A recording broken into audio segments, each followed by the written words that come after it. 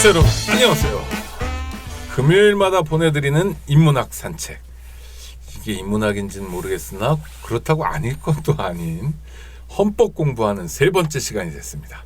자, 지난 2주 동안 사실은 2년에 걸쳐서 이 자리를 빛내주신 연세대 법학전문대학원 로스쿨이죠. 로스쿨의 김종철 교수님 나와 계십니다. 안녕하세요. 안녕하세요. 네, 잘 지내셨죠? 예, 잘 지냈습니다. 네. 지난번에 사실 2시간인데 헌법 전문하고 헌법 1조 하다가 끝나버렸는데 일단 뭐 중요하기 때문에 좀 네, 가장 뭐 핵심적인 부분이어서 대한민국이 어떤 나라인지를 알려주는 거고요. 그 다음에 이제 총강이 2조부터 9조까지 있는데요. 이건 일종의 선언적 의미들이 많은 거죠. 아닙니다. 굉장히 중요한 않습니까? 핵심적인 질서에 대한 내용과 이제 그것들을 지배하는 어떤 원리들 이런 것들을 담고 있죠. 소홀히 할 수 없는 핵심적인 것들입니다. 것들입니다. 3조 같은 경우에 국토조항이잖아요. 예. 대한민국의 영토는 한반도와 그 부속도수로 한다. 이거 뻥 아닌가요? 예, 그러니까 헌법이 이제 실제적인 어떤 규범력을 가지는 부분과 그러지 못하는 부분들이 사실은 가장 기본법이기 때문에 또 정치적인 어떤 규범이기 때문에 있을 수밖에 없는 측면이 있는데 대표적인 게 3조고 또 이거 3조는 4조와 같이 읽어야 됩니다. 네, 4조에서 우리가 분단 체제라는 것을 헌법이 전제를 하고 있기 때문에 3조가 그래서 4조에 의해서 일정적인 시정을 받고 있는 그런 측면이 있죠. 그러니까 일종의 지향을 보여주는 거죠. 그렇습니다. 현실적 규범력은 뭐 중요하지 않고 평형에 불렀다고 끄는 것도 아니고. 예를 들어서 뭐 아무리 그래도 헌법은 이제 국내법이기 때문에 우리 국내법에 예를 들어서 제3조가 있다고 해서 국제법적으로 이것이 존중받게 되는 것만은 아니거든요. 그렇죠. 예를 들어서 우리가 스스로 뭐 간도가 우리 대한민국 영토다 이렇게 선언한다고 해서 국제법적으로 승인받는 것은 아니고 오히려 국제 분쟁의 이제 빌미가 될 뿐이죠. 예, 그런 면에서 영토 조항과 관련되어져서는 그런 현실적인 문제가 있는 것은 사실입니다. 그 국가보안법에 보면 잠입, 탈출 이런 개념도 사실은 이 영토 조항에서 나온 거죠. 그렇죠. 네, 반국가 단체라는 걸 상정해 놓고. 그렇습니다. 네, 반국가 단체에서 전 처음에 들었을 때는 어렸을 때는 잠입하면 북한으로 잠입한 게 아니라 북한에서 대한민국으로 잠입하고 탈출도 여기서 글로 탈출하고 이런 개념이더라고요. 그런데도 이걸 놨다는 거는 통일을 지향해야 된다는 국민적 요구를 반영한 거다. 이렇게만 보면 되는 건가요? 뭐 그런 면도 있고 다음에 우리가 그 전문에서도 잠시 나왔지만 이제 그 유구한 역사와 전통을 자랑하는 그런 역사성을 강조하는 의미도 여기에 좀 포함되어 있다고 볼 수 있습니다. 그럼 헌법 질서로 봤을 때 조선민주주의인민공화국은 어떤 존재인가요? 우리 영토 안에 있는 이상한 괴뢰, 반국가 단체 이거인가요? 저절로? 헌법 3조와 4조의 해석에 의하면 그렇게 되어질 수 있는 해석의 여지가 분명히 있죠. 또 다른 측면에서 또 아주 좀 전향적으로 보면 어떤 영토 내에 왜 국제법적으로는 독립적인 지위를 가지는 두 개의 어떤 국가가 있는 그런 어떤 체제로서 해석되어질 수 있는 여지도 있는 좀 복합적인 규정이라고 할 수 있겠죠. 하여튼 대한민국 뭐 이렇게 한반도적 삶을 생각하면 분단이라는 게 여러 가지로 우리를 힘들게 하고 그런데요. 이 총강에서 1조부터 9조까지 중에서 우리 김종철 교수님이 보실 때 이건 정말 한번 짚고 넘어가야 된다. 어떤 게 있으세요? 다 중요하지만. 뭐 다 중요한데요. 특별히 제가 강조드리고 싶은 것은 제8조입니다. 8조. 정당. 정당과 관련된 것입니다. 원래 이제 정당이라고 하면 이제 민주주의 역사에서 보면 일종의 뭐 파당, 붕당 뭐 이렇게 해서 굉장히 좀 부정적인 의미를 원래 가졌던 것이거든요. 당파적인 이해 뭐 이런 것들 부정적인 뉘앙스. 왜냐하면 우리가 사실은 은연중에 이제 좀 편향된 그 헌법교육, 시민교육에 의해서 고정관념으로 가지고 있는 것이 그 부분 이익을 추구하면 마치 도덕적으로 잘못되고 윤리적으로 잘못되는 것인 것처럼 그리고 공동체의 해악이 되는 것처럼 이런 고정관념이 약간 있거든요. 그래서 은연중에 뭐 국민 총화 그렇죠. 이런 것들을 굉장히 당연한 걸 나보다 우리 예, 선공후사 그렇습니다. 예, 개인적 이익보다는 전체 이익 뭐 이렇게 생각하는데 선공후사까지는 찾겠는데 뭐 개인이 균도 아닌데 멸사봉공 이런 거 있습니다. 그런 것들 보면 사실은 그게 우리 헌법에 굉장히 배치되는 사고방식이거든요. 엄밀하게 말하면 우리 헌법은 개인을 중심으로 봅니다. 땡겨서 보면 이제 제10조에서 보면 국가는 개인이 가지는 불가침 기본적 인권을 확인하고 보장한다 이렇게 되어 있거든요. 그러니까 개인을 어떤 인간의 존엄과 가치를 가지고 행복을 추구할 수 있는 그런 지위를 가지는 기본 단위로 봅니다. 개인이 그런 자기 행복을 추구하기 위해서 사사로운 이익을 추구하는 것 자체는 헌법적으로 오히려 권장되어야 할 것이지 그 자체가 악은 아니죠. 당연한 일이죠. 네, 당연한 건데 우리 고정관념 속에서는 개인주의라고 하면 이기주의적인 것처럼 그렇죠. 생각을 해서 개인주의는 곧 이기주의죠. 사리사욕을 위해서 뭐 이렇게 공동체 질서를 어긋나게 하는 그런 걸로 오히려 전환시켜 버리죠. 그러니까 헌법의 질서는 개인과 국가 간의 관계가 규정된 거죠. 그렇죠. 그러니까 나 개인, 나와 당신 국가와 개인, 그렇죠. 네. 국민들이 아니라요. 그렇습니다. 네. 특별히 개인을 강조하는 까닭은 뭔가요? 이게 이제 인간 생활이 공동체를 떠나서 사실 생활을 할 수 없는데 그 공동생활을 강조하다 보면 진짜 총화를 중요시하거든요. 전체주의. 그래서 전체주의적으로 흐를 수밖에 없죠. 그럼 개인은 자기 목적적인 게 아니고 그 자체가 의미 있는 게 아니고 전체를 위한 수단밖에 안 되는 것이죠. 소모품이 되어지는 것이죠. 그것은 전체주의를 우리 헌법이 배격하고 있는 것에서 나오는 거예요. 그런데 우리 헌법은 그렇게 개인주의적인 어떤 가치, 자유주의적인 가치, 공화주의적인 가치를 담고 있는데 우리 생각은 문화적으로 생각은 그 반대로 전체주의적인 사고가 오히려 정상인 것처럼 생각을 하고 있는 이게 이제 문제인 것이죠. 또 하나는 헌법 전문에서 얘기하는 우리 김정철 교수님 강조하신 안전자유 행복도 안전자유 행복을 누리거나 느끼는 주체도 개인이잖아요. 개인입니다. 그래서 개인을 또 강조하는 그렇습니다. 제가 아까 이전 말씀에서 우리라고 하는 게 중요하다라고 했는데 그때 우리는 더불어 가치라는 의미거든요. 개인들이 더불어 가치, 개인을 무시하는 게 아니고 이런 의미여서 그 두 가지 좋은 의미들을 다 가지고 있는 것이죠. 그 전제는 개인입니다. 한겨레에서 언젠가 월간지를 잠깐 발행했었는데 그 월간지 이름이 나들이었거든요. 나의 복수형. 우리가 쓰는 말은 아닌데 우리인데 우리라는 것을 강조했을 때 좀 놓치는 면을 포착하려고 그랬던 것 같아요. 이건 뭐 잠깐 하다가 출판사는 저 월간지는 안 나오는데 하여튼 우리 김정철 교수님 헌법 총강 중에서도 8조 정당에 대해서 들여다보고 싶으신데 그 까닭이 그러니까 조금 전에 말씀드린 것처럼 너무 전체주의적일 수도 있는 국민 총화, 전체 이익의 추구 이것을 너무 강조하다 보니까 사실은 우리 헌법이 전제하고 있는 어떤 인간의 존엄 그리고 개인의 자율적인 의사, 이익 추구, 행복 추구 이런 것들이 마치 터부시 되어지는 그런 것들로 이해되어지고 그 대표적인 게 정당이거든요. 혹은 뭐 노동조합 이런 것 전부 다 초기에는 그래서 불법이었습니다. 왜냐하면 부분 이익을 추구하는 것이어서 전체 이익에 오히려 해롭다 이런 생각이 있습니다. 말씀하신 초기라는 건 근대혁명 초기.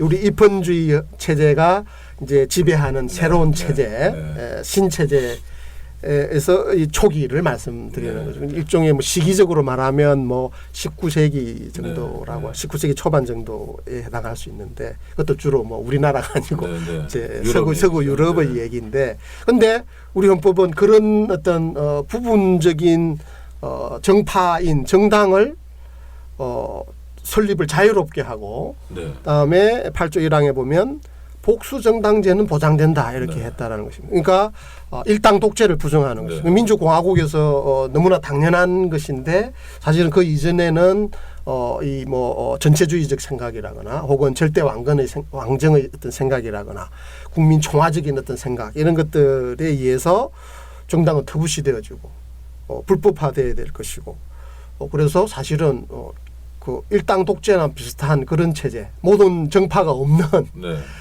탕평만 오히려 선인 이런 어떤 그 체제였던 것이죠. 그런데 그는 체제는 사실은 그 개인 중심의 어떤 인간의 존엄과 행복 추구하는 그런 것을 기본으로 하는 것은 양립하기 힘들거든요. 굳이 이야기하자면 다원적인 사회인 것입니다. 네. 우리가 서로의 차이를 인정하는 것이 전제가 되어 있는, 그래서 서로가 다른 생각을 가지고 다른 어떤 행복을 추구하는 것이 너무나 자연스러운 그런 체제가 우리 민주공화국의 기본 모습인 것인데, 그게 전도되어져서 오히려 모든 사람들이 다 같아야 하는 것처럼, 같지 않으면은 잘못되고 비정상인 것처럼 생각되어지는 그런 생각이에요. 그런데 복수정당제가 보장된다라는 네. 것은 정치적인 질서 속에서 그것들을 다원주의 사회를 인정한다라는 것을 네. 의미합니다. 그러니까 너하고 나하고 생각이 다른 건 자연스러운 너무나 일이야. 당연한 것이다. 그게 헌법 가치고 네. 헌법 질서야. 그리고 이런 얘기군요. 네. 국가라는 이름의 어떤 그 공동체에서 그것이 추구하는 것에는 정답이 하나만 있는 게 아니다. 네. 서로 다른 다양한 의견들이 있을 수 있고 그것들은 존중되어야 한다라는 생각. 그것들이 모든 정치 질서의 기초다라는 네. 생각을 보여주고 있는 게 복수정당제거든요. 이것도 물론 당연히 형식적인데 그치면 안 되고 실질적으로 복수정당 바로 실질적인 것입니다. 네. 북한도 형식적으로는 복수정당이죠. 형식적으로는 네, 무슨 당이 있더라고요. 여러 당들이 있죠. 네. 네.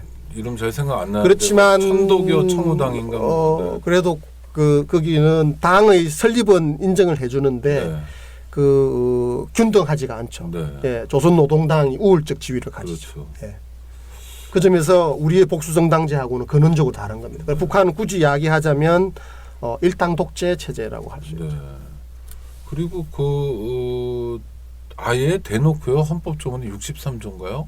하나는 전체를 위하여 전체는 하나를 위하여라는 전체주의 정신에 입각하여 막 이런 조문이 막 실제로 나오고요. 그렇죠. 전문 읽어보면 김일성을 위한 김일성에 의한 뭐 이런 김일성이라는 이름이 정말 많이 나오더라고요. 예. 네. 우리 헌법과는 근본적으로 그래서 융화되기 힘든 헌법이고 체제라고 할 수 있습니다. 그러니까 헌법 교육만 제대로 해도 유치한 반공 교육 안 해도 될 것 같아요. 그렇죠. 우리 헌법 교육 자체가 사실은 반공을 생각하고 있는 헌법이기 때문에.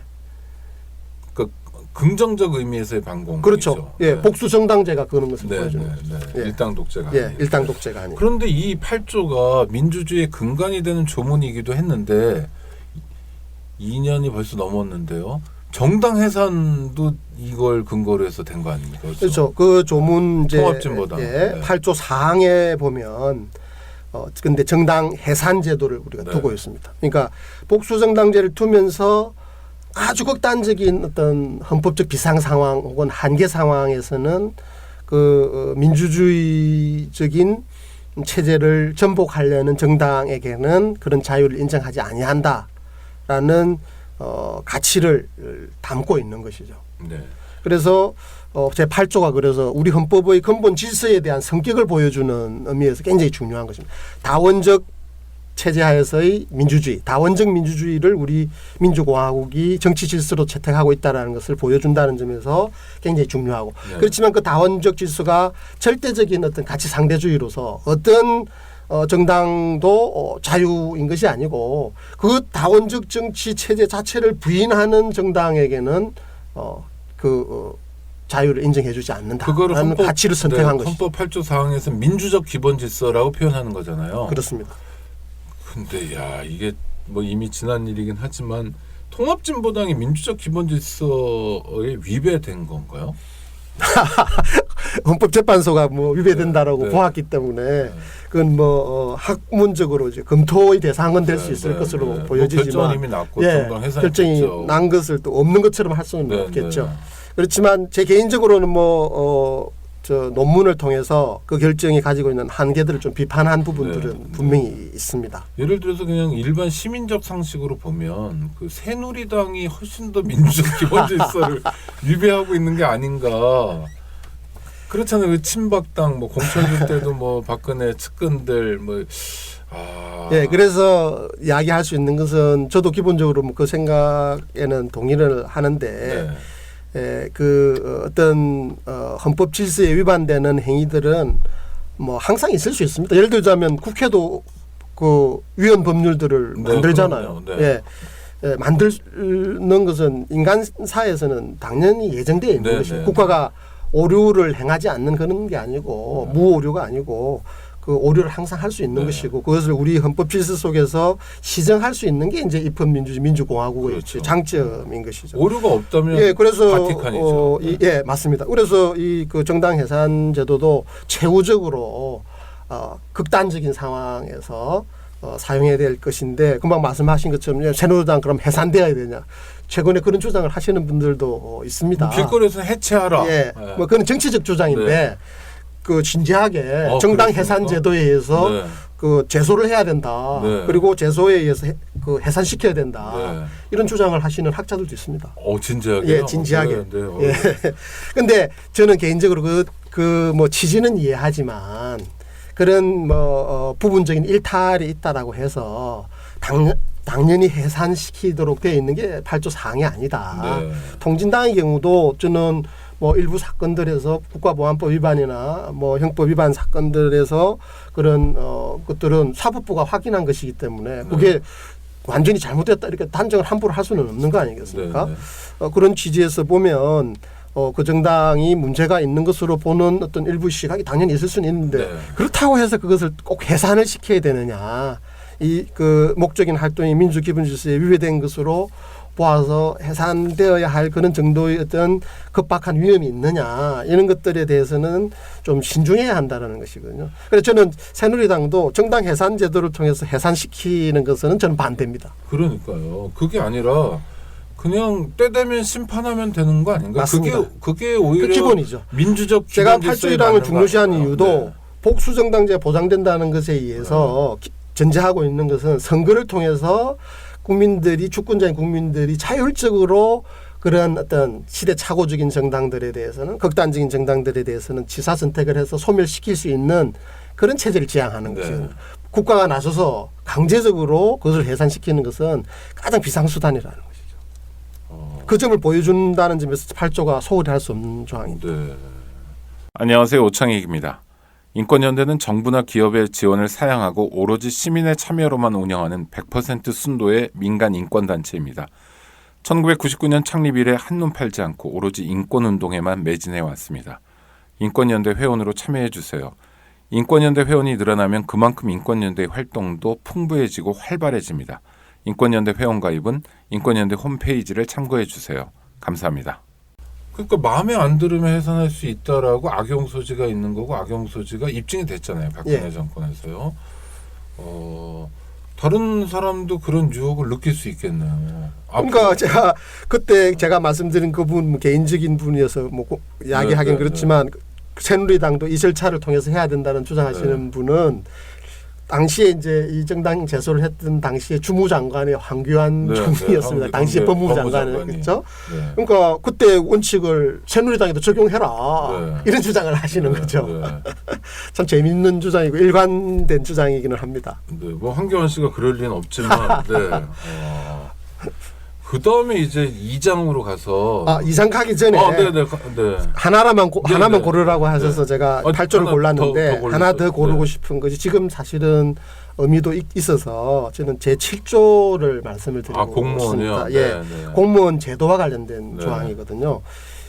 공무원과 관련되어서 이제 두 개의 조문을 이제 총괄해서 두고 있는데 하나는 공무원이 국민 정치에 대한 봉사자이다라는 점을 밝히고 있는. 예를 들어 지금 박근혜 최순실 게이트와 관련돼서 대통령 박근혜께서 국민 전체에 대한 봉사자로서 과연 공평무사하게 그 국가 권력을 행사했느냐 이거에 대해서 지금 근본적인 의문이 제기되어 있는 것이고 그것의 탄핵 지금 소추가 되신 상태인 거잖아요. 그래서 이 부분을 다시 한번 좀 더 환기시켜 드리고 싶고 제가 특히 강조드리고 싶은 것은 아까 8조에서 복수정당제에서 보장되어지는 이제 다원적 민주주의제 그러니까 우리 민주공화국 기초다 정치 질서의 기초다라는 점과 연계되어져서 우리가 지금 굉장히 오도되고 있는 부분이어서 제가 특별히 좀 언급을 하고 싶은 게 7조 2항입니다. 7조 2항에 보면 공무원의 신분과 정치적 중립성은 법률이 정하는 바에 의하여 보장된다 이렇게 되어 있거든요. 여기서 특히 이제 중요한 게 공무원의 정치적 중립성 부분입니다. 근데 우리 지금 일반적인 인식과 사법적인 해석은 이때 공무원의 정치적 중립성은 정치 활동의 금지로 오해되고 있는데 네. 저는 이게 우리 민주공화국 체제와 복수정당제 체제를 전제를 해서 보면 매우 잘못된 것이다. 오히려 7조 2항의 공무원의 정치적 중립성의 보장은 공무원에게 정치적 자유를 보장하고 있는 것으로 해석되어야 하는 것이 원칙이다. 그게 무슨 얘기인가요? 그러니까 대통령이 상하 관계, 인사명령을 내릴 수 있는 관계, 직무명령을 내릴 수 있는 관계라 하더라도 대통령이 새누리당이라고 일선 공무원과의 새누리당일 필요는 없다라는 차원에서의 중립성이다 이런 말씀이시죠? 당연하죠. 네. 예, 공무원에게 정치 중립성을 보장해 줘야 된다. 우리 헌법에서 네, 이렇게 네. 명확하게 밝히고 있는 이유는 네. 정치적 상하관계에 의해서 그 상층부는 정치적 공무원이잖아. 네. 왜냐 민주주의이기 때문에 그렇죠. 국민 선출직에 장관이 의해서 국회의원이고, 네. 선출직에 의해서 최고 책임이 지어지게 되는 네. 거 아니겠습니까? 그건 대통령이죠 그게. 네. 근데 대통령은 정파에 소속돼 있잖아요. 그렇죠. 지금 현재 새누리당 네. 예를 들자면 그럼 새누리당이라고 해서 그것을 집행하는 공무원들이 새누리당에 다 가입해야 하고 새누리당적인 그 정강 정책을 지지해야 되는 건 아닌 것이죠. 그러면 일당 독재인 거죠. 그렇죠. 그건 일장 네. 독재가 네. 되는 거죠. 그래서 그 공무원들에게는 그 상급자 그 질서적으로 제도적으로 상급자와는 다른 정치적 정체성을 가질 수 있도록 보장해 주는 제도가 정치적 중립성 보장이라는 거죠. 그러면 대한민국 헌법 7조 2항은 공무원은 네가 원하면 민주당이든 노동당이건 녹색당이건 아무렇게나 가입할 수 있다. 정당에도 당연한 것이죠. 로 해석돼야 된다. 그렇게 해석되는 게 그게 기본인 것이죠. 근데 그렇게 해석 안 하잖아요. 안 할 뿐만 아니고 네. 법으로 금지해놓고 있죠. 못하게 하고. 예, 못하게 하고 있죠. 그러면은 그러니까 헌법 위반적인 상황이 그리고 법이 그리고 문화가 지금 우리를 지배하고 있는 일상적으로. 일상적으로. 네. 공무원들이 정당에 가입하면 안 되는 까닭은 뭡니까? 아니 그런 그러니까 법이 있는데 그 왜 그거 해놓은 것은 헌법 그래서 예를 드는 거지 7조 2항을 네. 기본적으로 예를 드는 거예요. 네. 공무원은 정치적으로 중립적이어야 돼. 네. 그러니까 정파에 소속되면 안 돼. 네. 이렇게 단순하게 해석해 버리는. 아니 그러니까 그런 의지를 가진 사람이 있었을 거 아니에요. 이를테면 예. 그동안의 집권 세력 이런 분들일 예. 텐데 왜 공무원들은 정당에 가입하면 안 된다고 여겼을까요? 말을 안 현실적으로는 들을까 봐. 네. 현실적으로는 당연히 말을 안 들을까봐. 두 번째는 우리 사회가 약간 좀 기울어진 운동장 이야기가 네, 있잖아요. 그렇죠. 정치적으로 기득권을 가지고 있는 정파가 있어 왔는데 그 정파는 공무원이 정치화되어져서 자율적으로 정치 세력을 선택하게 하는 것들이 굉장히 부담스러운 것이죠. 1차적으로. 네. 그리고 우리가 이제 헌법 교육을 이야기를 했는데 헌법 교육을 할 때 이 공무원에 포함되어지는 똑같은 취급을 받는 사람들이 교원들이거든요. 교사, 네. 교원도 같이 이제 더불어서 정치적 중립성을 보장받는데 그건 또 헌법 별도의 조항이 있어요. 31조 네, 4항에 네. 교육의 뭐 정치적 중립성인데 네. 저는 여기에 교육의 정치적 중립성도 마찬가지라고 해석을 합니다. 네. 이게 그것을 담당하는 교원들이 정치적인 자아로서 자기 정치적 성향을 가지지 말아야 한다라는 그런 중립성이 아니고 자기 것은 개인으로서 당연히 가져야 된다. 그것을 억압해서는 안 된다. 이런 식으로 오히려 해석돼야 그런데 되는데 이제 정반대로 해석되고 있는 흔히 하는 우려는 예를 들어서 막 이상한 정당 정말 해산돼야 될 것 같은 이 목적과 활동이 민주적 기본 질서에 위반되는 정당의 소속 정당원이 교사를 하면 막 학생들한테 이상한 것만 가르치고 공무원도 이상한 행동만 할 것 같다라는 사실은 막연한데 이런 우려가 있는 건 사실이잖아요. 그 우려 자체는 네. 전혀 근거가 없는 게 아니고 네. 현실적이죠. 네. 근데 그 우려 때문에 당연히 생각을 해보죠. 그러면 그게 그런 어떤 개인이 편향적인 어떤 행동을 할 수 있는 게 정치적으로만 편향적일 수 있습니까? 종교적으로도 그렇죠, 그렇죠. 그렇죠. 다음에 종교 정치 외에도 네. 사이코패스들도 많은 거 네, 아니겠어요? 네, 맞습니다. 그러면 사실은 누가 공무원과 교원을 할 수 있겠습니까? 네. 그럼 다 그게 사실은 인간의 본질과 현실에 안 맞는 상정을 하고 있는 것이거든요. 근데 공무원들도 엄밀히 말하면 시민이에요. 그렇죠. 예. 네. 공무원은 시민이어서 민주공화국의 어떤 기본 정신에 의하면 네.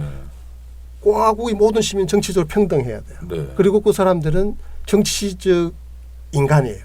정치적 존재예요. 그렇죠. 그래서 정치적 성향을 가지는 것이 너무나 당연한 거죠. 어떤 농민, 어떤 그리고 노동자가 그런 것처럼. 복수정당제라는 것은 네. 그 정치 성향은 같아야 할 이유가 네. 없어요. 다른 게 너무나 당연한 거예요. 네. 공무원들도 달라야 하는 게 너무나 그런데 만약에 이런 그 공무원들 정당 가입을 못하게 한 법률을 가지고 위헌 법률 심판 청구를 하면 안 될 것 같은데요. 안 되어 왔죠. 안 될 거 아니고 실제로 있어 왔어요. 네. 아니, 그러니까, 다 합헌으로 네, 되었어요. 네, 그러니까. 그 논리는 뭐냐 하면은 그런 우려를 좀 과대해서 하는 것이죠. 그거는 우리 헌법이 상정하는 공무원의 지위, 시민의 지위, 민주공화국의 본질, 정치적 중립성의 중요한 의미 이런 것들에 대해서 근본적으로 보지 않고 네. 굉장히 표피적으로 현상적으로만 본다는 거죠. 그리고 현상적으로 있을 수 있는 부작용만 네. 보는 것이죠. 부작용 아니라 원래의 원리적인 부분들을 중요시해야 되는데 그 부분적이고 피상적이고 이렇게 현상적인 부작용만 가지고 근원적으로 정치적 어떤 중립성의 이름으로 정치를 금지시켜 버리는 거예요. 시민성을 거세해 버리는 거죠. 네. 헌법은 국민 개개인의 24시간 삶의 전반을 규정하고 간장하고 밀접한 연관이 있다고 하셨는데요. 네. 그럼에도 불구하고 헌법을 주로 다루는 사람들은 또 있잖아요. 그렇습니다. 이를테면 네. 헌법재판소 법률가들이 법률가들 주로 다루죠. 그렇고 네. 헌법재판소 재판관이야 뭐 밥 먹고 하는 게 헌법 들여다보고 헌법 해석하는 건데 예. 갑자기 궁금해지는데요. 헌법재판소 재판관이 되면요. 되기 전에 헌법 공부를 해나요? 또는 된 다음에 하나요? 이런 절차가 있나요? 그런 거 없죠, 따로요. 아니 법률가가 되기 위해서는 그냥 헌법 소양이 있다고 여기는 거죠. 간주되어지는 것이죠. 그렇죠. 왜냐하면 이제 그 헌법재판소 재판관이 되기 위해서 우리 헌법에 의해서 법관의 자격이 있어야 하지 않습니까? 네. 법관의 자격이 있으려면은 변호사 시험에 네. 합격을 해야 하잖아요. 그러니까 변호사 시험에 과목이 헌법이 있죠. 그래서 근데 선생님도 학생들 많이 가르쳐 보시지만 시험 과목에 헌법이 있다 그래서 헌법적 소양이 있거나 헌법의 가치, 이념, 지향을 잘 파악하고 있다는 거하고는 별개 아닌가요? 헌법을 저희 뭐 직업으로 하는 저만 하더라도 헌법을 다 안다고 할 수 있습니다. 아니 물론요. 그렇지 않죠. 예, 그러니까 최대한을 요구하는 네, 게 아니고 최소한을 요구하는 것이고 네. 최소한의 기초 소양은 있는 것으로 간주되어지죠. 그렇지 않으면 자격을 얻을 수 없으니까. 예. 지금 이제 사회자께서 말씀하시는 것은 그에 대해서 좀 더 헌법이 추구하는 가치에 대해 감수성도 더 풍부하고 그 헌법이 그 헌법적으로 결단해 놓은 예를 들어 정치적 중립성 이런 부분들이 해석에 대해서 왜 김종철 교수처럼 생각을 안 하고 그 반대로 생각해서 정치 활동을 공무원에게 금지시키는 그런 것들을 합헌으로 선언하느냐 이런 의문은 가질 수가 있죠. 그런데 그거는 뭐 제 주장이 절대적인 게 아니고 이제 두 가지 해석이 이제 지금 양립하고 있는 건데 그게 우리 헌법의 정신에 무엇이 더 설득력이 있고 일관되느냐 이 점이 이제 따져져야 되는 것이죠. 저는 좀 자신 있는 게 우리 헌법 민주공화국이라는 것의 정신으로부터 당연히 나오는 것의 핵심은 정치적 평등과 자유단 말이에요. 근데 공무원이라는 신분을 가진다고 해서 그게 전혀 없어도 된다, 없어야 한다. 그거는 저는 논리 모순이다라는 것이죠.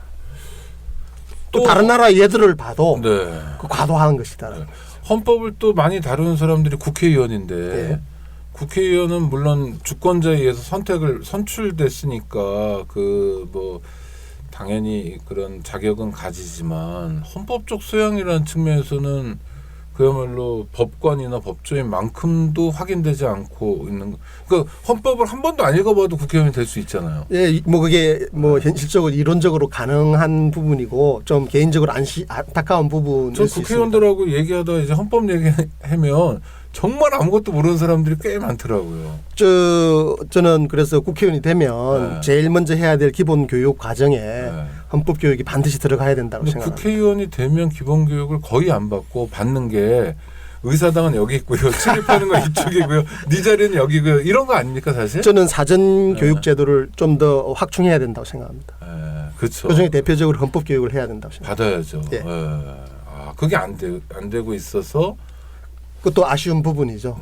우리나라의 이제 일반 시민을 위한 헌법 교육도 아쉬운 부분이 있지만 말씀하신 것처럼 법률가나 혹은 국가 권력을 담당하는 이제 그 공무원들에 대한 헌법 교육도 매우 부족한 상황이다. 아니 그리고 또 그 법조인 변호사가 되는데 헌법 시험을 본다고 하지만 이게 또 비중의 문제가 있지 않습니까? 그렇습니다. 뭐 보긴 보는데 잠깐 본다거나 공부를 별로 안 해도 된다거나 비중이 그렇게 뭐 소홀하다고는 할 수 없는 수준입니다. 이거 어쨌든 제도가 가지는 제도는 완벽할 수 없는 것이 어떤 제도. 그런데 뭐 시험 제도 자체와 관련되어서 헌법이 소홀히 되고 있다 이렇게 보기는 힘든 것 같아요. 그런데 그건 법률가육은 그런데 그 공무원들의 경우는 좀 다릅니다. 저는 예를 들면 경찰관은요. 예. 경찰관 안 보잖아요. 헌법 과목 시험이 없잖아요. 예, 뭐 승진하거나 이럴 때 헌법 과목들이 뭐 선택 과목이나 이런 부분들 되기도 하고 요번에 사실은 좀 다행인 것은 이제 내년부터 5급 공무원 시험에 헌법이 필수가 됩니다. 네. 예. 근데 좀 역설적으로 우스운 것은 그렇게 중요한 헌법이 고급 공무원 시험에 필수가 아니었어 왔다는 거죠. 그동안. 네. 아니 그리고 경찰관도 그 입사할 때요. 그 간부보생이라고 그러나 이런 사람 뭐 일반 순경도 헌법 공부를 전혀 안 해요. 그래서 제가 한 10몇 년 전쯤에 경찰청 이렇게 왔다 갔다 할 때 그 주장을 되게 많이 했는데 들을 때마다 사람들이 다 공감한다고 말하면서 실제로 안 되는데 왜 안 될까 고민해 보니까 이 노량진에서 경찰 관련법을 강의하는 사람들이 다 전직 경찰관 출신들이어가지고 자기네 기득권 때문에 아니 그러니까 사람을 어떻게 체포해야 될지 모르더라도 그렇죠? 맞습니다. 헌법적 가치를 아는 상식적인 경찰관이 국민들에게 필요한 거잖아요. 너무나 당치당하신 말씀이죠.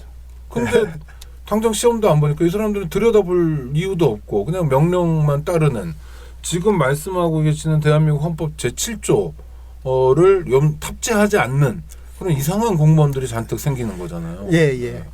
그런 부분이 좀 아쉬운 부분이 있는 게 사실이죠. 네. 아니 저는 근데 뭐 꼭 시험은 뭐 그냥 하나의 수단에 불과하고 그렇죠. 사실은 네. 그 이전에 일반 시민으로서 가져야 할 기본 어떤 이해 반드시 필요한 것이죠. 공무원은 유독 더 필요한 것이죠. 네. 직업적으로도. 대학에서 중고등학교는 뭐 사회나 이런데 조금씩 하고요. 역사에도 조금 있고 뭐 그런 것 같은데요. 교재들을 보면 주로 사회과에 조금 있죠. 근데 뭐 헌법만 가르치지는 않는데 대학에서 법학과나 법학 전공이 아닌 다음에 헌법을 배우는 게 별로 없죠. 이것도요. 지금 현재 뭐 교양 공식 과목, 제도적으로는 그렇죠. 네, 교양 과목 뭐 선택 교양 중에서 그렇습니다. 몇 개가 있기도 하고 네. 없기도 하고 그렇죠. 그러니까 헌법 교육에 대해서는 좀 불모지네요. 대한민국이요. 좀 부족한 면이 있는 게 사실이죠. 알아야 면장한다고. 맞습니다. 그렇죠? 그래서 일반 국민들이 강하게 그런 부분들에 대해서 문제의식을 가지고 네. 요구하고 실제로 또 참여하셔야 되죠. 네. 아니 저는 그 프랑스 혁명 과정에서 저 유명한 사람이 파리 시장을 혁명 직후에 지냈던 사람인데 이름은 빵슌가 그랬는데 뭐 이름 까먹었는데요. 빵슌가 맞을 겁니다. 이 사람이 파리에 이제 공공권 파리는 특히 혁명의 중심이었고 농촌 지역하고는 공화주의에 대한 감각도 다르고 의지도 다르고 뭐 이랬다는 거 아닙니까? 관공서 곳곳에 프랑스 혁명의 3대 정신 자유평등 우애 또는 박애 이거를 이렇게 막 새겨놨다는 거예요. 당신은 자유로운 존재고 평등해야 되고 뭐 서로 형제 자매를 협력해야 된다. 전 이게 이제 새로운 공화국을 막 시작하는 사람들의 뭐 의지의 표현이기도 하지만 정말 그걸 나누는 것 자체가 공화주의를 강화시키는 자유를 확장시키는 이런 거라고 보거든요. 그래서 제가 꿈꾸는 것 중에 하나는 이렇게 막 관공서에 헌법 10조 이런 조문도 막 써 있고요 곳곳에. 이거 인권연대에서 그런 운동을 좀 하시죠. 저희가 전폭적으로 찬성하고. 어디 낙서하고 볼까요? 근데 아니 그 군의를 하시는 거죠. 네, 아니, 그 표어를 하죠. 예, 헌법 정신 들어간 네, 표어를 넣자 하고 막 네. 하고 있는데 실제로 헌법재판소에는 그 이제 저 상징물들에 보면 네, 이제 10조가 네, 있죠. 있습니다. 예. 근데 너무 미약하고 그래서 아직 대한민국 헌법이 대한민국 국민들에게 다가가지 못한 것 같은 그런 면이 있는 게 뭐 현실인 것 같습니다. 네, 청취자 여러분, 김종철 교수님과 함께하는 헌법에 의해 세 번째 시간을 여태까지 들으셨습니다. 이제 다음 주에 마지막 시간, 네 번째 시간을 들으실 거고요. 또 제가 부탁이 있습니다. 팟캐스트 들으시는 분들이 꼭 해주셔야 될 세 가지 부탁이 있습니다. 첫 번째, 팟캐스트 플랫폼인 팟빵에 가서 구독하기, 구독 신청하기. 두 번째, 좋아요 누르기. 세 번째, 댓글 달기. 3종 세트 부탁드립니다. 다음 주 이 시간에 뵙겠습니다. 감사합니다.